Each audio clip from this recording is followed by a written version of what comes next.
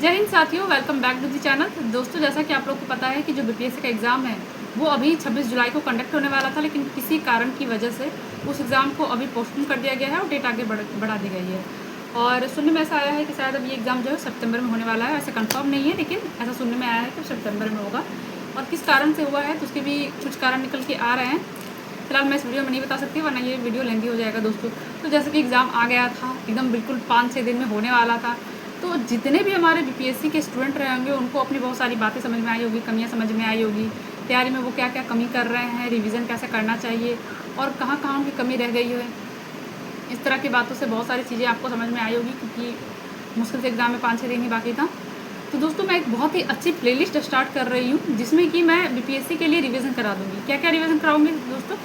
सारे सब्जेक्ट तो मैं नहीं रिवीजन करवा पाऊँगी, क्योंकि मैं भी स्टूडेंट हूँ, जैसे कि आपको पता है, और मेरे भी बस की बात नहीं है सारे सब्जेक्ट को मतलब रिवीजन करवा देना। तो दोस्तों, जो भी स्पेशल पोर्शन है, जैसे कि जिसे कि हमारा जो बीपीएससी का एग्ज़ाम है उसका 75 या 80% तक सिलेबस कवर हो जाए, यानी कि मान लीजिए Bihar special, current affairs and history और हमारा हो गया साइंस। ये जो है ये चारों पार्ट है जिससे कि 70% जो है बीपीएससी का प्रीलिम्स कवर हो जाता है।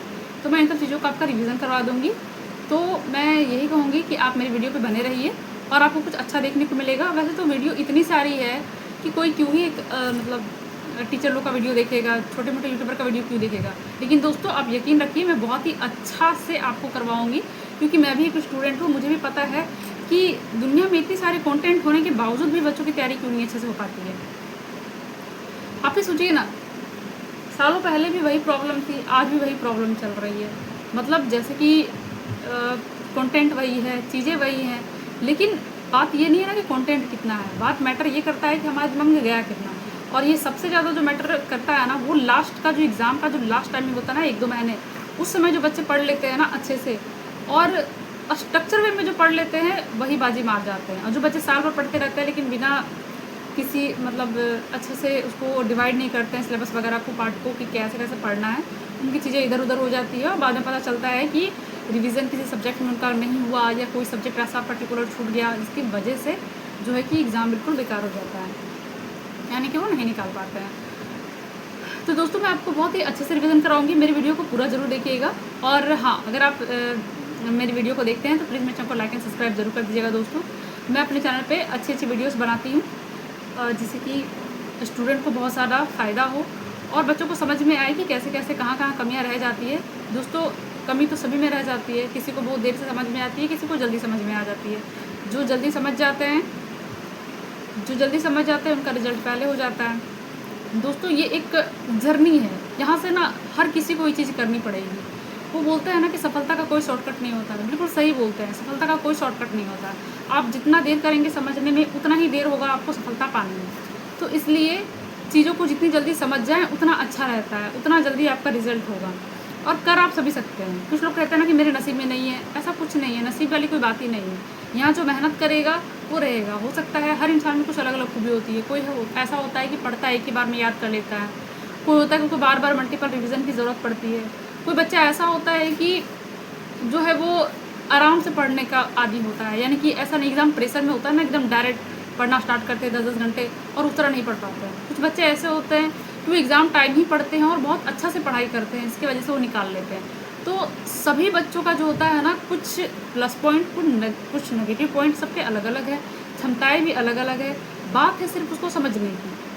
और दोस्तों, यकीन मानिए, आप जितना हाथ पर मारेंगे उतना जल्दी आप समझ जाएंगे, जितना आप खुद पर काम करेंगे उतना जल्दी इस एग्ज़ाम को आप निकाल लेंगे। इस एग्ज़ाम को क्या, किसी भी एग्ज़ाम को निकाल लेंगे। तो दोस्तों, ऐसा नहीं है कि जो मैं आपको पढ़ाऊँगी उसके वो सिर्फ बीपीएससी के लिए ही रिलेवेंट है, ऐसा कोई बात नहीं है। हिस्ट्री है, ज्योग्राफी है, पॉलिटी, हिस्ट्री, ये सब जितने भी हैं सब लोग पढ़ सकते हैं। मैं बिल्कुल बहुत ही अच्छे से आपको रिवीजन करवाऊँगी, जिससे कि आपका रिवीजन भी हो जाए और आपको साथ में बहुत सारी चीज़ें पता चलेगी कि किस तरह से बच्चों को रिवीजन करना आसान होता है, क्या हमें शॉर्ट नोट्स बनाने चाहिए रिवीजन के लिए, लास्ट मिनट पर रिवीजन क्यों इतना ज़्यादा इंपॉर्टेंट होता है। क्या होता है कि हम बहुत सारी किताबें पढ़ते तो हैं, इतना टफ ही है पढ़ना, पहले तो पढ़ो, फिर लास्ट समय में ऐसा नहीं है कि आप उसको यूज़ कर सकते हो डायरेक्ट, ऐसा नहीं है। ऐसा है कि अगर आप कोचिंग गए हो, नोट्स वगैरह वहाँ पर तो बनाए जाते हैं, ऐसा नहीं है कि आप उसको डायरेक्ट यूज़ कर लोगे, बिल्कुल नहीं। पता चलेगा कि एग्ज़ाम के लास्ट समय में आप पूरा कोचिंग का नोट्स उठाओगे, वो इतना सारा होगा और पता चला कि आप कोई भी किताब अच्छे से नहीं पढ़ पाएंगे, पढ़ेंगे भी तो एकदम प्रेशर के साथ, जिससे कि आपको कुछ खास याद भी नहीं रहेगा। इसलिए शॉर्ट नोट्स क्यों ज़रूरी है और रिवीजन किस तरीके से करना चाहिए, क्या ज़्यादा बेटर होगा, कैसे आसान होगा और दिमाग में कैसे घुसेगा, मेन चीज़ तो यही है। वहाँ हम लोग कॉपी किताब नहीं लेके जाते एग्ज़ाम सेंटर पर, वहाँ पे जाता है तो हमारा सिर्फ दिमाग, और यहीं पे हर चीज़ें बैठानी सबसे ज़्यादा इंपॉर्टेंट है। तो आप मेरी वीडियो पर बने रहिएगा दोस्तों। मैं आपको, चलिए तो चलते हैं, मुझे भी एक मौका दीजिए कि कैसे मैं आपको समझा सकूँ। बेटर होगा कि हम डायरेक्ट अपनी वीडियो स्टार्ट करें। ठीक है दोस्तों, चलिए तो वीडियो पे चलते हैं, वीडियो को स्टार्ट करते हैं। हेलो फ्रेंड्स, तो ये बिहार जीके का जो है, जो बिहार स्पेशल है ना, ये उसका सिलेबस है। तो दोस्तों आप देख सकते हैं कि कितने पार्ट में बटा हुआ है। मैं आपको ये पूरा ही पार्ट अच्छे से रिवीजन करवाऊंगी। तो पहले चैप्टर का नाम है बिहार मूल परिचय एवं राज्य प्रतीक, और आप देख लीजिए पूरा ये 15 अध्याय है, पूरा 15 है चैप्टर्स है। और इसमें आपका बिहार स्पेशल जो होता है दोस्तों, मैंने इसे सिर्फ रिवीजन के पर्पज़ से बनाया है, पढ़ने के पर्पज़ से नहीं बनाया है। ओके, सिर्फ ओनली रिवीजन के पर्पज़ से ही बनाया है। तो चलिए हम स्टार्ट करते हैं। बिहार का मूल परिचय एवं राज्य प्रतीक, तो स्टार्ट करते हैं। बिहार का जन्म। बिहार को बंगाल प्रेसिडेंसी से अलग कर 22 मार्च 1912 को बिहार एवं उड़ीसा प्रांत के रूप में गठित किया गया था।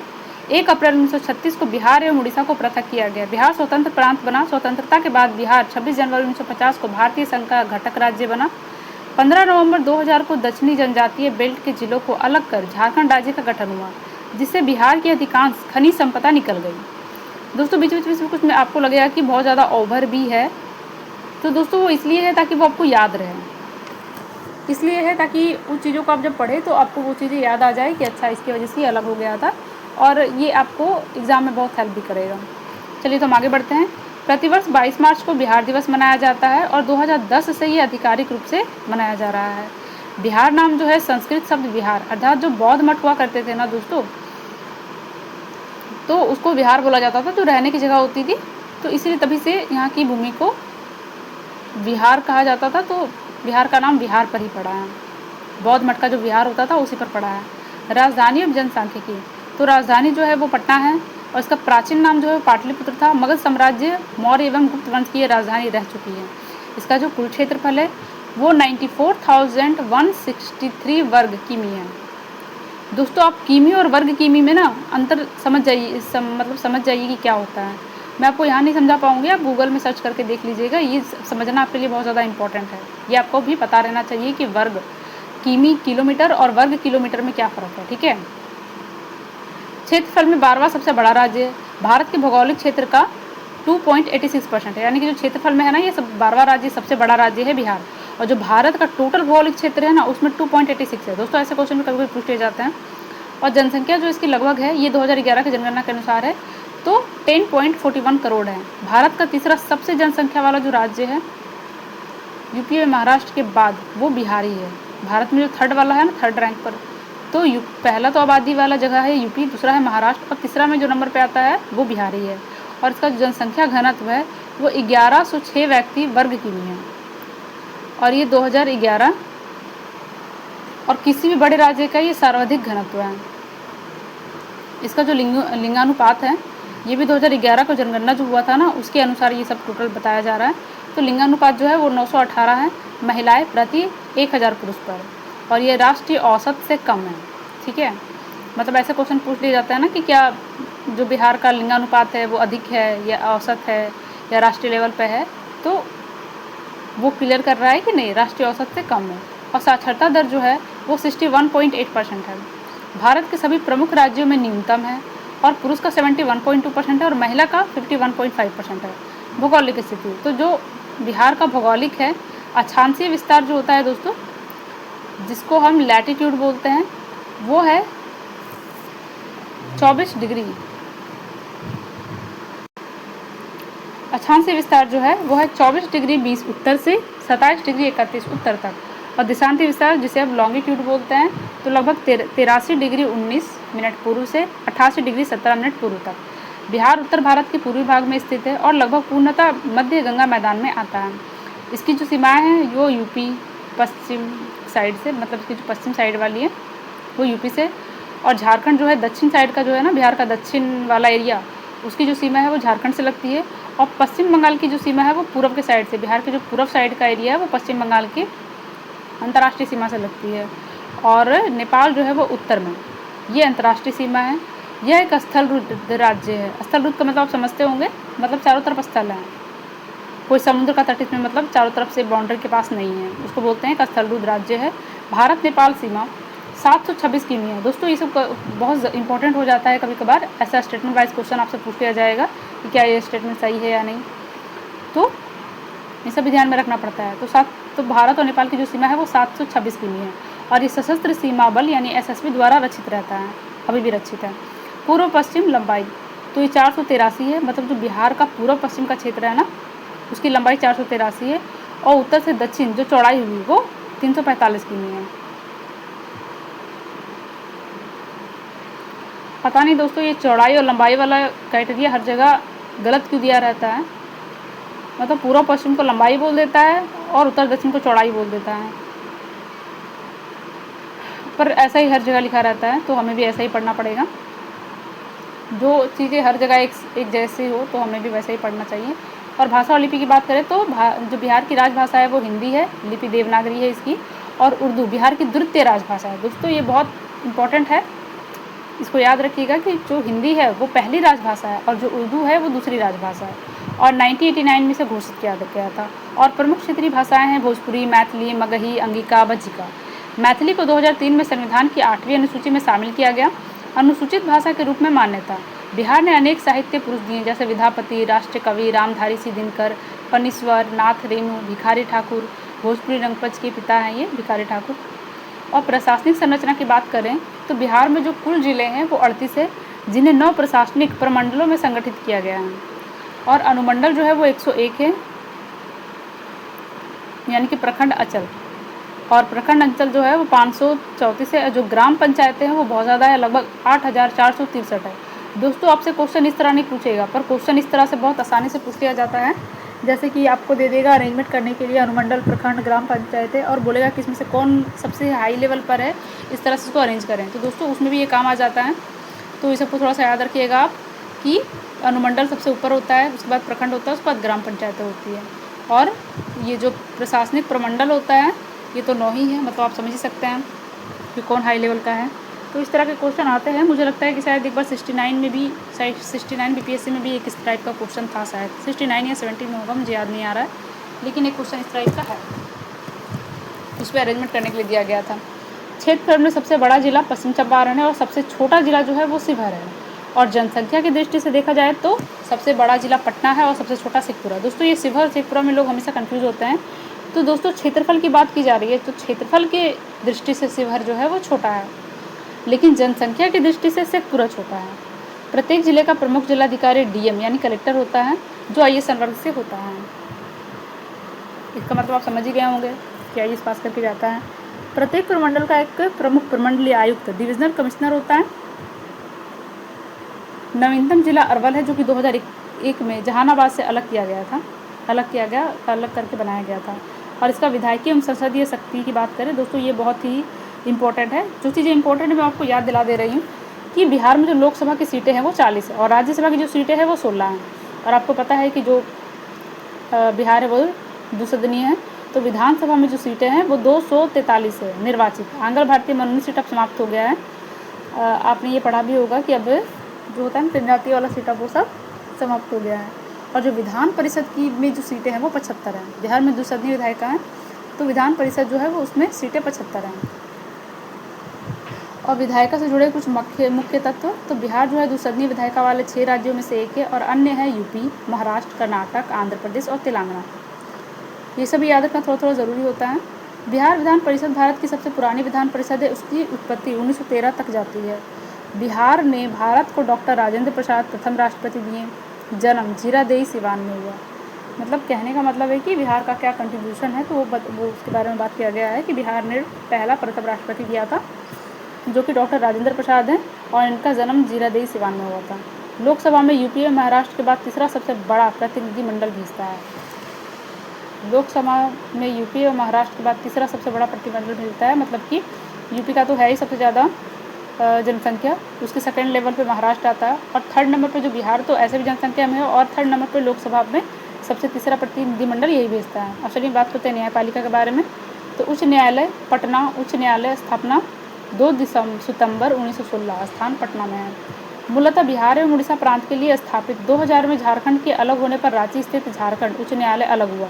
यह भारत के सबसे पुराने उच्च न्यायालयों में से एक है, 1 सदी से अधिक पुराना है। पटना उच्च न्यायालय का भवन स्वयं ब्रिटिश कालीन इंडो सरसैनिक स्थापत्य की धरोहर इमारत है। राज्य प्रतीक, तो बिहार का जो राज्य पक्षी है दोस्तों, ये सब भी इम्पोर्टेंट है, ये तो आपको हमेशा याद रहना चाहिए, वरना नहीं तो आप किसी क्वेश्चन में कंफ्यूज जाओगे। तो जो राजकीय पक्षी है वो है गौरैया, राज्य की जो पक्षी है या पशु है वो है गौर, भारतीय बाइसन। दोस्तों अगर आप नहीं जानते कि गौर कैसा दिखता है तो आप एक बार इसको सर्च करके देख लीजिएगा, या भारतीय बाइसन भी आप सर्च कर सकते हैं। इसका जो राजकीय वृक्ष है वो पीपल है, और आपको शायद याद होगा कि इसको कहाँ से लिया गया है, तो इसको बौद्ध धर्म से लिया गया है, मतलब बौद्ध धर्म की बहुत मान्यता होती है इस वृक्ष की, तो इसको वहाँ से लिया गया है। और राजकीय पुष्प जो है वो गेंदा है, और राज्य की मछली मांगुर है, और राज्य की दूसरी भाषा हिंदी के बाद उर्दू है, मतलब सेकंड भाषा में उर्दू है, द्वितीय राजभाषा। और इसका जो राज्य दिवस मनाया जाता है वो 22 मार्च को मनाया जाता है प्रतिवर्ष। बिहार के राज्य चिन्ह में बोधि वृक्ष के दोनों और स्वस्तिक अंकित है, जो बोध गया में बुद्ध के ज्ञान प्राप्ति का प्रतीक है। बोधि वृक्ष बिहार को बौद्ध एवं जैन धर्म की जन्मस्थली के रूप में दर्शाता है।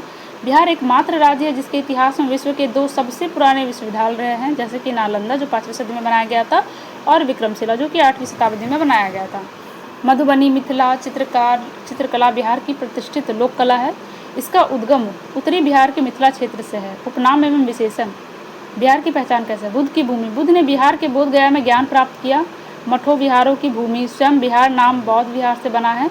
4 धर्मों की पावन भूमि बौद्ध एवं जैन धर्म की जन्मस्थली हिंदू सीता माता की है, सीता जानकी माता की, एवं सिख जो गुरु गोविंद सिंह का जन्म पटना से गहरा जुड़ाव है। गुरु गोविंद सिंह का जन्म पटना में हुआ था और उनका पटना से बहुत गहरा जुड़ाव भी है। पूर्व का अन्न भंडार, उपजाऊ गंगा मैदान से धान, गेहूँ, मक्का का विशाल उत्पादन होता था पहले। भारतीय सभ्यता का पालना, यानी कि मगध, मौर्य, गुप्त प्राचीन भारतीय राजनीति का हृदय रहा है। प्रथम एवं प्रमुख व्यक्तित्व, तो प्रथम मुख्यमंत्री जो बनाए गए थे वो श्री कृष्ण सिंह श्री बाबू जी थे। प्रथम मुख्यमंत्री जो थे वो श्री कृष्ण सिंह श्री बाबू नाम से भी विख्यात है, इसलिए इसको श्री बाबू भी बोला गया है। 1946 से 1961 रहा है। दोस्तों ये क्वेश्चन बहुत ज़्यादा पुराना नहीं है, आफ्टर ये 71 की बीपीएससी में ही पूछा गया था और अधिकतर बच्चों ने इसको गलत भी कर दिया। बिहार के सबसे लंबे समय तक रहने वाले सीएम हैं, काफ़ी लंबे समय तक ही रहे हैं, देख सकते हैं 1940 से 1961 तक रहे हैं। प्रथम जो राज्यपाल रहे हैं बिहार के वो है जयराम दास दौलतराम, ये 1947 से 1948 तक रहे हैं। प्रथम महिला मुख्यमंत्री जो रही है वो राबड़ी देवी रही है, 1997 से 2005 3 कार्यकाल इनका रहा है। बिहार से भारत के प्रथम राष्ट्रपति डॉक्टर राजेंद्र प्रसाद, जन्म जो इनका जीरादेई सिवान में हुआ था, 2 कार्यकाल रहा है इनका, एक 1950 में हुआ था और फिर शायद सेकंड में ये 1956 में जीते होंगे। बिहार के भारत रत्न प्राप्तकर्ता डॉक्टर राजेंद्र प्रसाद 1962 और जयप्रकाश नारायण इनको 1999 में मिला था मरणोपरांत। बिस्मिल्लाह खान को 2001 में मिला था। त्वरित तथ्य चित्र, बिहार एक नज़र में, तो इसकी राजधानी जो है वो पटना, यानी कि पुराना नाम पाटलिपुत्र है। क्षेत्रफल जो है 94,163 वर्ग किमी रहा है और भारत में ये 12वां स्थान है इसका क्षेत्रफल की दृष्टि से।